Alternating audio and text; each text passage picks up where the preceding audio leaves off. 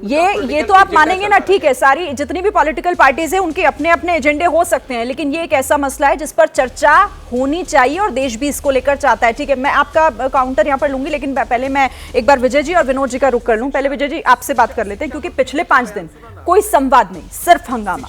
कैसे उम्मीद की जाए कि सदन में इस गंभीर मुद्दे पर चर्चा होगी और नियम कायदे में उलझकर रह जाएंगे क्या हम? बिल्कुल ठीक बात कह रहे हैं शिरीन जी, नियम कायदे, लेकिन संसद जो है वो नियम कायदे से भी चलती है, दोनों बातों का ध्यान रखना है। और सरकार की जिम्मेदारी होती है कि वो संवाद करके इस जो भी बाधा आ रही है उसको पूरा करे और उसमें क्या रास्ता निकल सकता है उसकी कोशिश करनी चाहिए। लेकिन अभी 2-3 दिनों में ऐसा नहीं हुआ कि कोई लग रहा हो मुझे कि बैकट्रैक चैनल पर या किसी तरह से बात हुई है। परंपराओं की बात है, और जैसे अभी दीपक जी ने बहुत अच्छे से जिक्र किया, अनुराग जी ने भी जिक्र किया, तो मैं कह रहा हूँ कि जो उनकी मांग है कि नीट पर अलग से चर्चा हो, वो भी अलग से चर्चा हो सकती है। सरकार को तय करना है, स्पीकर को तय करना है कि वो करे, मोशन लाकर कर सकते हैं। लेकिन एक परंपरा है कि प्रेसिडेंट का एड्रेस हुआ है उसके बाद जो थैंक्स मोशन है, हाँ, उस पर चर्चा हो। और ये तो इनके लिए बहुत बेहतर मौका हो सकता है विपक्ष के लिए कि जितनी बातें अनुराग जी भी कर रहे हैं, दीपक जी भी कर रहे हैं, हम सब लोग भी चर्चा कर रहे हैं नीट को, कैट और तमाम तरीके की, वो सारी चर्चाएं भी वोट ऑफ थैंक्स के दौरान की जा सकती है ना। और उसमें जो सबसे बड़ा फायदा है, सबसे बड़ा फायदा क्या है कि वोट ऑफ थैंक्स का रिप्लाई प्राइम मिनिस्टर करेंगे। ओके, अब सदन में प्राइम मिनिस्टर से बड़ा तो कोई नहीं होता। यदि आप मोशन भी लेकर आएंगे अलग से, तो उस पर प्रधानमंत्री जवाब नहीं देंगे, उस पर एजुकेशन मिनिस्टर जवाब देंगे। अब आपको तय करना है कि क्या आप अपनी समस्या पर प्रधानमंत्री का जवाब चाहते हैं या शिक्षा मंत्री का जवाब चाहते हैं। ठीक है, तो इसके लिए रास्ता निकालना होगा और सरकार को भी कोशिश करनी चाहिए कि यदि नीट पर अलग से चर्चा करनी है तो वो 1 घंटे 2 घंटे की चर्चा का वक्त अलग से देकर एक बार विपक्ष के साथ बैठकर कर ले। कोई इतना मुश्किल इशू नहीं है। लेकिन यदि आप वोट ऑफ थैंक्स को छोड़कर दूसरी तरह से करेंगे तो उससे भी बहुत नुकसान होता है। हालांकि पिछली हिस्ट्री में देख रहा था कि 2021 में भी विपक्ष ने प्रेसिडेंशियल एड्रेस का बॉयकॉट किया था, कांग्रेस समेत 18 पॉलिटिकल पार्टीज ने। फिर 23 में भी जो है आम आदमी पार्टी और टीडीपी ने बाइकआउट किया था। तो उससे बेहतर है कि आप चर्चा करें और इस पर प्रधानमंत्री जी को ये दबाव बनाए कि प्रधानमंत्री जी इस पर जवाब दें, क्योंकि नीट पर अलग से चर्चा होगी तो फिर ये मांग होगी प्रधानमंत्री जी जवाब दें, उस पर जवाब दें। बिल्कुल, और यही मांग लगातार विपक्ष उठा भी रहा है, लेकिन इसका रास्ता इस तरीके से भी निकाला जा सकता है। शाजिया जी इस पर जवाब दीजिएगा, लेकिन पहले मैं जरा विनोद अग्निहोत्री जी के पास चलती हूँ। सर, क्या लग रहा है आपको कि मतलब इस मामले में सिर्फ विवादी संसद के भीतर या कोई संवाद स्थापित कर पाएंगे, और ये कैसे मुमकिन होगा सर? या फिर नीट पर बात बस अटक कर रह जाएगी, फंस कर रह जाएगी? अब तो समय भी कम है। देखिए शिरीन जी, ताली दोनों हाथ से बजती है और संवाद भी तभी होता है जब दोनों तरफ से बराबर संवाद करने की इच्छा हो। यहाँ मुझे उल्टा दिखाई पड़ रहा है। संवाद करने की इच्छा ना सरकार की है ना विपक्ष की है। दोनों अपनी अपनी जिद पर एक दूसरे को नीचा दिखाने में अड़े हुए हैं।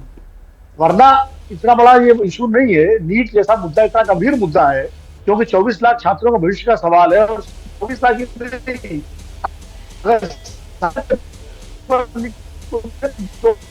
करोड़ के आसपास संख्या हो जाती है। तो ये ऐसा मुद्दा पार्टी का एजेंडा है और जब दोनों ही चिंतित है, दोनों ही इसको लेकर के वो हैं, तो फिर इस पर बैठ के बात करने में क्या दिक्कत है? एक बार सरकार की तरफ से भी कोशिश हो जाए, पार्लियामेंट्री अफेयर मिनिस्टर विपक्ष के नेताओं से बात करने, और विपक्ष भी थोड़ा लचीला रुख अपनाए और नियम और कानून को देखते हुए या तो जैसा कि विजय भाई भी कह रहे हैं, या तो राष्ट्रपति के भाषण के दौरान ही इस पर गंभीर चर्चा हो जाए और उस पर मोशन आ जाए, या सरकार के साथ बात करके इसके लिए अलग से समय तय कर दिया जाए कि भाई 2 घंटे 3 घंटे 4 घंटे या 1 दिन का समय इस पर चर्चा के लिए हो। एक रास्ता बिजनेस एडवाइजरी कमेटी की बैठक में भी निकल सकता है।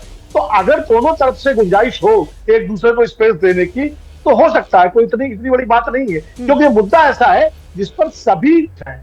ऐसा नहीं है कि सरकार चिंतित नहीं है या विपक्ष चिंतित नहीं है या विपक्ष कम गंभीर है, सरकार ज्यादा गंभीर है। तो इस पर मुझे लगता है ये सिर्फ नाक का सवाल न बना करके इसको देश के युवाओं के भविष्य का सवाल बनाते हुए दोनों पक्षों को लचीला रुख अपनाना चाहिए और कोई ना कोई रास्ता निकालना चाहिए। अभी भी समय है, कल सुबह संसद बैठनी है, उसके पहले संवाद हो सकता है विपक्ष और सरकार। ठीक है विनोद जी, आपकी आवाज में थोड़ी सी प्रॉब्लम आ रही है, कनेक्शन का शायद इशू है। मैं फिर से आपके पास आऊंगी, लेकिन शाजिया यही सवाल आपसे कि अगर नियत हो तो सब कुछ संभव है, आप नियम कायदे सामने रख सकते हैं, लेकिन आप क्यों नहीं विपक्ष की बात को भी मानकर और कोई ऐसा सोल्यूशन निकाला जाए, क्योंकि ये किसी की नाक का सवाल नहीं है, ये देश के भविष्य का सवाल है और समाधान तो ढूंढना पड़ेगा। शुरुआत आप कर लीजिए। देखिए शिरीन जी, जी शिरीन जी, अब आप जो है नियंत्रित कर रही हैं इस डिबेट को। अगर हम पैनलिस्ट कहें कि हम हंगामा ही करना है और आपके किसी सवाल का जवाब भी नहीं देना है, और जो भी मर्यादा होती है टीवी डिबेट की, हम उसका ना ख्याल रखें और लगातार नारेबाजी करें, हंगामा करें और यहाँ पे किसी तरह से डिसरप्ट करें, तो बताइए, हम कहेंगे तो जिम्मेदारी तो आपकी थी, लेकिन बाकी तरफ देखिए वो हंगामा ही कर रहे हैं।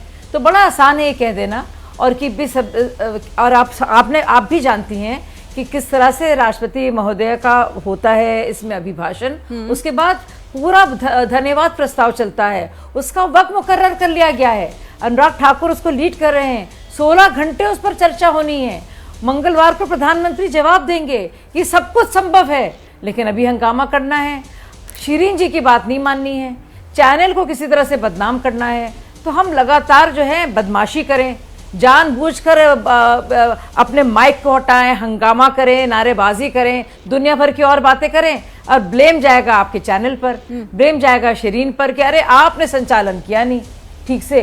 पर अगर जब करना ही नहीं चाहते हैं वो बात, और हंगामा करना ही उनका मकसद है, तो कोई इसमें क्या कर सकता है। अब ये सब कुछ संभव है और कल ये सब कर सकते हैं, सारे सवाल पूछेंगे। धर्मेंद्र प्रधान ने बाकायदा कहा है, और विजय जी आई थिंक कोई कह रहा था अभी, या विनोद जी, कि आप एजुकेशन मंत्री से भी सवाल पूछिए और जवाब लीजिए, और प्रधानमंत्री से भी लीजिए, क्योंकि वो जवाब देंगे सारे सवालों का।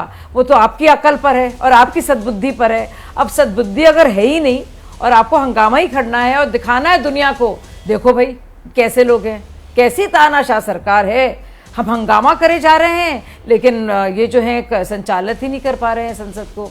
तो देखिए, अलग अलग तरीके से चीज़ें होती है, कोई इतना बेवकूफ़ भी नहीं है। हम भी जानते हैं कि क्यों, किस मकसद से क्या किया जाता है किसी को बदनाम करने के लिए, लेकिन दुनिया देख रही है तमाशा, दुनिया जानती है नियम। अब तक तो हम सब जानते ही हैं ना कैसे होते हैं, संसद की क्या मर्यादा होती है, कैसे पूरा घटनाक्रम होता है, कैसे ऑर्डर ऑफ बिजनेस होता है, कैसे राष्ट्रपति अपना शुरू करती हैं, उसका वक्त मुकर्रर है, और ये सब कुछ संभव है, पर वो चाहते नहीं है, क्योंकि दुनिया को दिखाना है कि भाई देखो सरकार कुछ करने नहीं दे रही।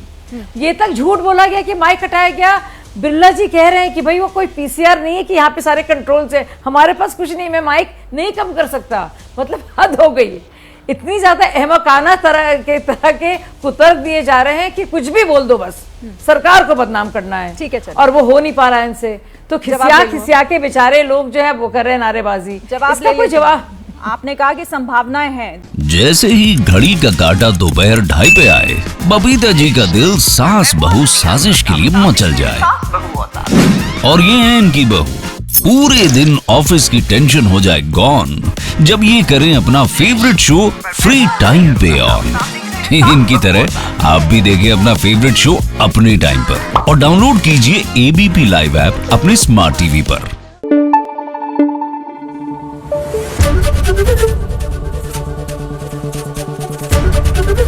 एबीपी न्यूज आपको रखे आगे।